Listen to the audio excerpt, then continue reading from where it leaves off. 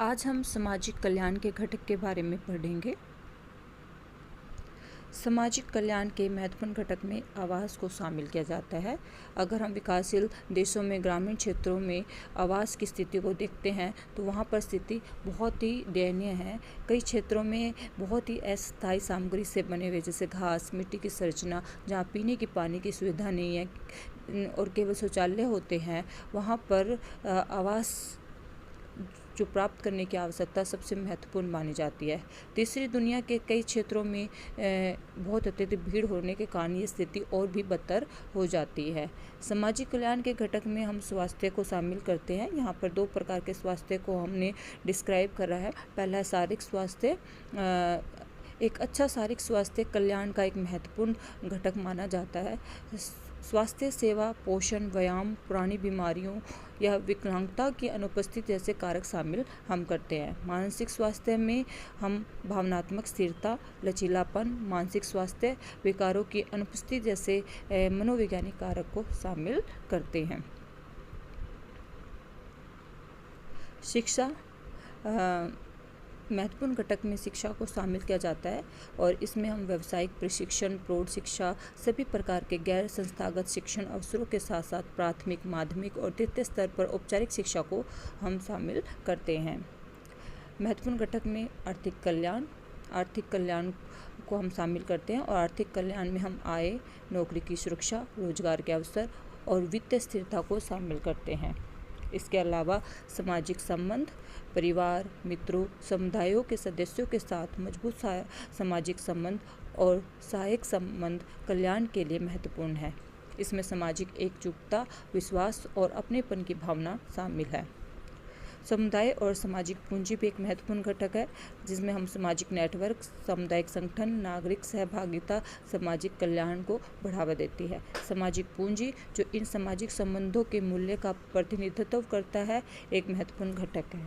सुरक्षा और संरक्षा, एक सुरक्षित और सुरक्षित वातावरण शारीरिक और भावनात्मक दोनों रूप से कल्याण के लिए आवश्यक है। इसमें अपराध, हिंसा और भेदभाव से सुरक्षा को शामिल किया जाता है। पर्यावरणीय गुणवत्ता में हम स्वस्थ हवा, पानी, हरे भरे स्थान, प्राकृतिक वातावरण को हम शामिल करते हैं और पर्यावरणीय स्थिरता भी एक महत्वपूर्ण घटक है। सांस्कृतिक और मनोरंजक अवसर में हम सांस्कृतिक गतिविधियों, कला, खेल, मनोरंजक अवसर तक पहुँच, व्यक्तिगत अभिव्यक्ति और अवकाश के अवसर प्रदान करके कल्याण को बढ़ाती है। व्यक्तिपरक कल्याण में व्यक्ति को अपने जीवन की संतुष्टि, खुशी और जीवन के समग्र गुणवत्ता के बारे में अपनी धारणा शामिल हम इसमें करते हैं। यह जीवन के लक्ष्यों, व्यक्तिगत मूल्यों और आत्मसम्मान जैसे कारकों पर विचार करती है।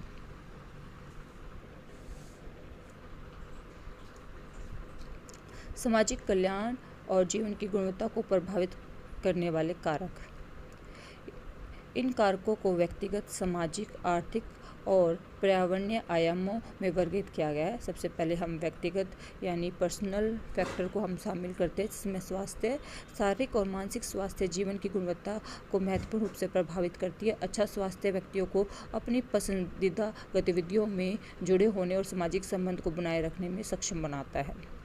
दूसरा महत्वपूर्ण कारक है शिक्षा बेहतर रोजगार, आय के अवसर खोलती है, जिसमें जीवन की गुणवत्ता में सुधार होता है और यह सामाजिक कौशल और नागरिक जुड़ाव को भी बढ़ाती है। तीसरा व्यक्तिगत कारक में हम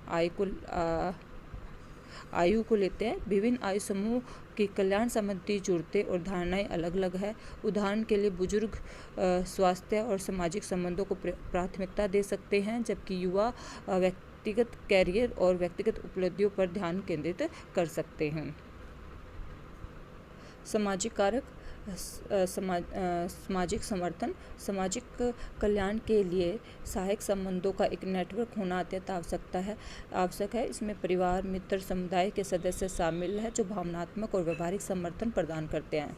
सामुदायिक भागीदारी एक सोशल फैक्टर है। सामुदायिक गतिविधियों और संगठनों में सक्रिय भागीदारी से अपनेपन और उद्देश्य की भावना को बढ़ावा मिलता है। सामाजिक समावेश में यह सुनिश्चित करना है कि सभी व्यक्ति, चाहे उसकी पृष्ठभूमि कुछ भी हो, समाज में पूर्ण रूप से भाग ले और सामाजिक कल्याण में अपनी पूर्णतः भागीदारी दे। जो इकोनॉमिक फैक्टर है उसमें हम आय को लेते हैं। उच्च आय आमतौर पर संसाधन, सेवाओं, अवसरों तक पहुंच प्रदान करके जीवन की बेहतर गुणवत्ता की ओर ले जाता है।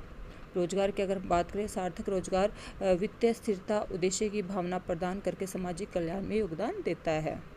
आर्थिक असमानता का उस स्तर सामाजिक सामंजस्य और समग्र कल्याण पर नकारात्मक प्रभाव डालता है।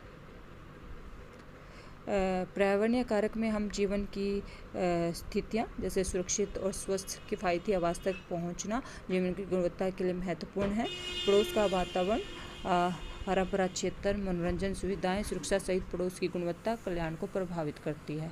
सेवाओं तक पहुँच, स्वास्थ्य सेवा, शिक्षा और सामाजिक सेवाओं की उपलब्धता सामाजिक कल्याण बनाए रखने के लिए महत्वपूर्ण है। अगर हम इसके नेचर की बात करते हैं तो इसका जो नेचर है वो इंटरडिसिप्लिनरी नेचर है, बहुविषयक प्रकृति वाला है। और सामाजिक कल्याण का जो भूगोल है वो कई विषयों के साथ जुड़ा हुआ है। सबसे पहले भूगोल के साथ क्षेत्रीय असमानताएं, पर्यावरणीय प्रभाव, संसाधनों के वितरण आदि के लिए अध्ययन के लिए वो भूगोल पर निर्भर करता है। अर्थशास्त्र आय के वितरण, गरीबी, औद्योगिक विकास के लिए अर्थशास्त्र जैसे विषय के साथ जुड़ा हुआ है। और समाजशास्त्र विषय से वो सामाजिक असमानता, लैंगिक समानता और सांस्कृतिक विविधताओं की जानकारी वो प्राप्त करता है। राजनीतिक विज्ञान में सरकारी नीतियाँ, कल्याणकारी योजनाएं और मानवाधिकार जैसे तथ्यों की जानकारी प्राप्त करता है। यहाँ पर विकसित और विकासशील देशों में सामाजिक कल्याण को कैसे दिखाया गया है। विकसित देश जैसे स्वीडन, कनाडा, जापान में सामाजिक कल्याण अधिक होता है क्योंकि वहाँ पर मजबूत सरकारी योजनाएं, स्वास्थ्य सेवाएं और आर्थिक स्थिरता पाई जाती है।